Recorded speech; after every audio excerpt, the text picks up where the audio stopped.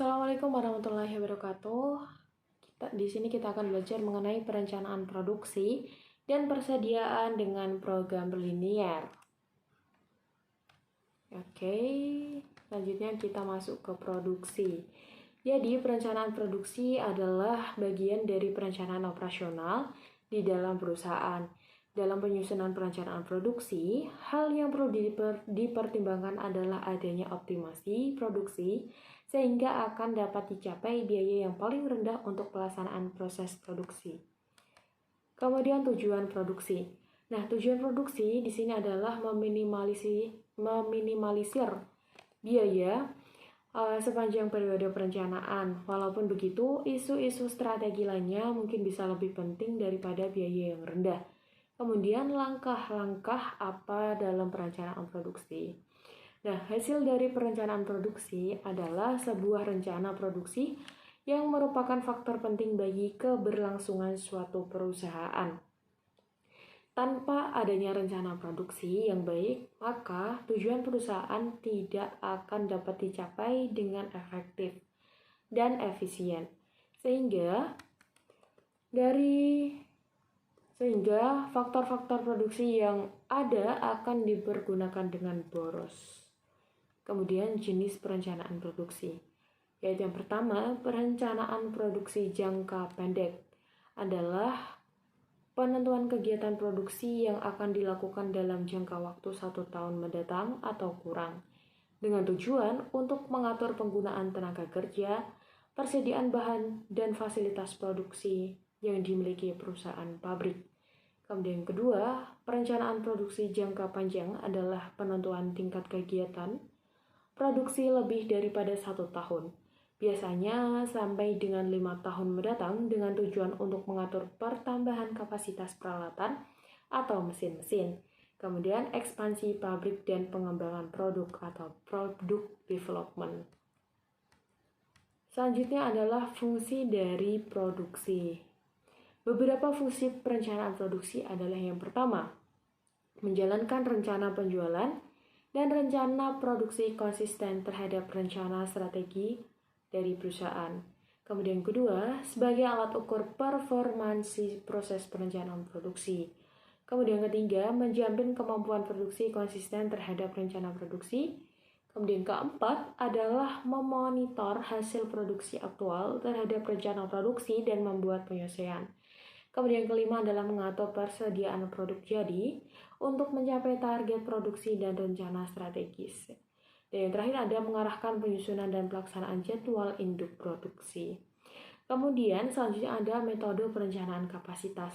Nah, metode perencanaan kapasitas produksi terdiri atas metode break-even point atau BEP dan metode linear programming atau LP.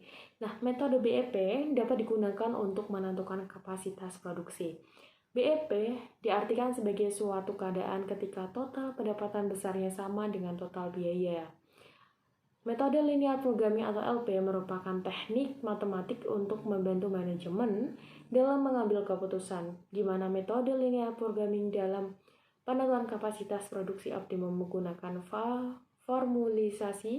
formulasi model matematik dengan langkah-langkah sebagai berikut. Yaitu yang pertama, tentukan variabel keputusan dan buat dalam notasi matematik.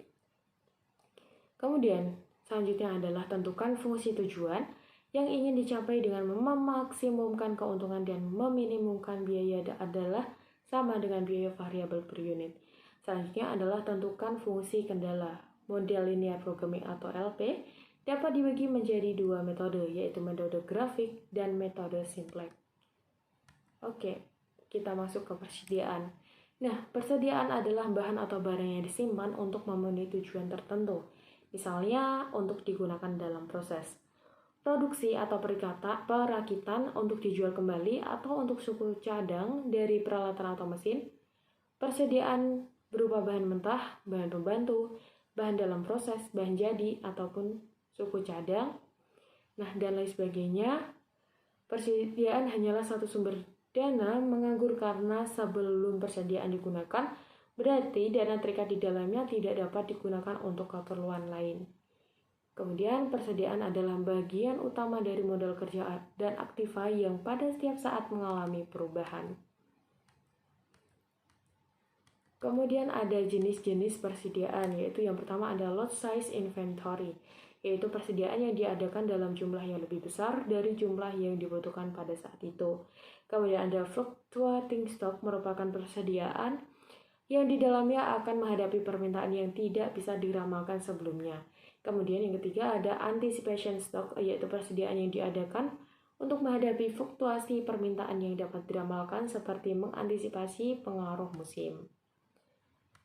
Kemudian ada fungsi dan prinsip persediaan, yaitu yang pertama ada fungsi persediaan, ada fungsi decoupling, memungkinkan perusahaan dapat memenuhi permintaan langganan tanpa tergantung pada supplier.